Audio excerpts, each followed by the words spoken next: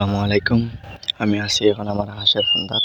আমার হাঁসগুলো সবসময় ভালো থাকে এবং এই গরমের মাঝে আমার হাঁসকে লাইসোবিটার পানি খাওয়াই এবং সবসময় ঠান্ডা বাতাসে রাখি।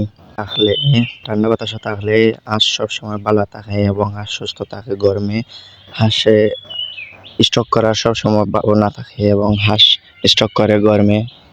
হাঁসকে সবসময় ঠান্ডা পানি খাওয়াবেন, হাঁসকে সবসময় সুস্থ রাখার চেষ্টা করবেন এবং লাইসোবিটার পানি খাওয়াবেন। গরমের সময় জিঙ্ক সিরাপ খাওয়াবেন।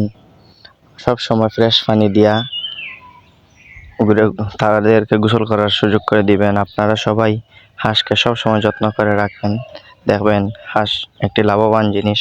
হাঁস থেকে লাভ করতে পারবেন। হাঁসের যত্ন যদি ঠিক হয় তখন হাঁসেও ভালো পারফরমেন্স করে।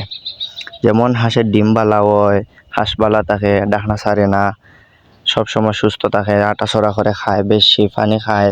আমি 2টা কবুতর আনছিলাম, দেখতে পাচ্ছেন সবসময় এইরকম থাকে। সবসময় তারা ডানা উনা মেলে, সবসময় সুস্থতা আছে এবং একটা দুষ তাদের ডিম পারছে না বাক্কা কদিন হয়ে যায়। এই দুষটা যদি কেউ জানা থাকে আমাদের জানাইবেন। আমার কবুতরগুলো অনেক সুন্দর, সাদা এবং দুমা কালারের মধ্যে। 2টা কবুতর আনছিলাম, সবসময় ভালো আছে, খায় বালা, সবসময় ভালো আছে।